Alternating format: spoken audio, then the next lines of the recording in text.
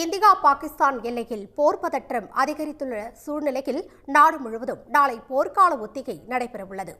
54 ஆண்டுகளுக்கு பிறகு நடக்கவுள்ள போர்க்கால ஒத்திகையின் போது மேற்கொள்ளப்படும் பயிற்சிகள் என்னென்ன என்பதை விவரிக்கும் செய்தி தொகுப்பு. பெஹல்காம் தீவிரவாத தாக்குதலுக்கு பதிலடி கொடுக்க இந்தியா ஆயத்தமாகி வரும் நிலையில் பதிலுக்கு பாகிஸ்தானும் தாக்குதல் நடத்தும் என கூறப்படுகிறது. இதனால் இரு நாடுகளிடையே போர் பதற்றம் ஏற்பட்டுள்ளது. இந்நிலையில் நாட்டு மக்களின் பாதுகாப்பு சார்ந்த போர்க்கால ஒத்திகை மேற்கொள்ளுமாறு மாநிலங்களுக்கு ஒன்றிய அரசு உத்தரவிட்டது.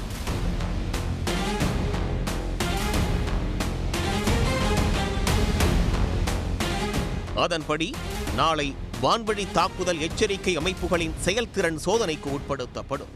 இந்திய விமானப்படையுடனான ஹாட்லைன் மற்றும் ரேடியோ தொடர்பு இணைப்புகளை செயல்படுத்தி பரிசோதனை செய்யப்படும். கட்டுப்பாட்டு அறைகள் மற்றும் நிழல் கட்டுப்பாட்டு அறைகளின் செயல்பாட்டு பயிற்சிகள் நடைபெறும். எதிரிகள் தாக்குதல் நடத்தினால் அதிலிருந்து தற்காத்துக் கொள்வதற்காக பொதுமக்கள், மாணவர்கள் உள்ளிட்டோருக்கு பயிற்சி அளிக்கப்படும். நம்ம என்ன செய்யணும், எந்த நேரத்தில் எது செய்யணும் அப்படிங்கிறத உள்துறை இப்போ ஒரு சர்க்குலர் கொடுப்பாங்க, கைட்லைன்ஸாக கொடுப்பாங்க. அந்த சர்க்குலர் நம்ம ரொம்ப கீழே ரொம்ப தூரத்தில் இருக்கோம் அப்படின்னு நினச்சிட்டு நம்ம ஃபாலோ பண்ணாமல் இருக்கக்கூடாது. இந்த காலகட்டத்தில் டிஸ்டன்ஸுங்கிறது எதுவுமே கிடையாது. ICBM, central continental ballistic missiles, இன்னொரு கண்டத்துலேருந்து இந்த கண்டத்துக்கு வரக்கூடிய மிசைல்ஸ்லாம் இருக்குது. அப்படி இருக்கும்போது நம்ம எல்லா விதமான ஒரு தயார் நிலையிலையும் இருக்கிறது பொதுமக்களுக்கான கடமை. இந்த நேரத்தில் நம்ம ஒத்துழைக்கணும் அப்படிங்கிறது தான் இப்போ உள்துறை அமைச்சகத்தால் வெளியிடப்பட்ட ஒரு அறிவிப்பு.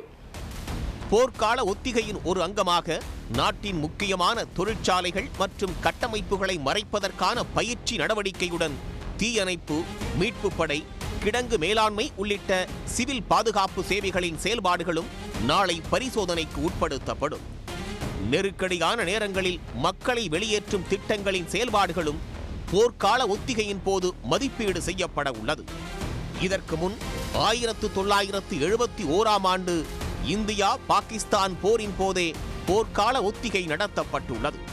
54 ஆண்டுகளுக்கு பின் மீண்டும் நாடு தழுவிய போர்க்கால ஒத்திகை நடக்க இருப்பது குறிப்பிடத்தக்கது. உடனுக்குடன் செய்திகளை தெரிந்து கொள்ள சன் நியூஸ் பெல் ஐகானை கிளிக் பண்ணுங்க.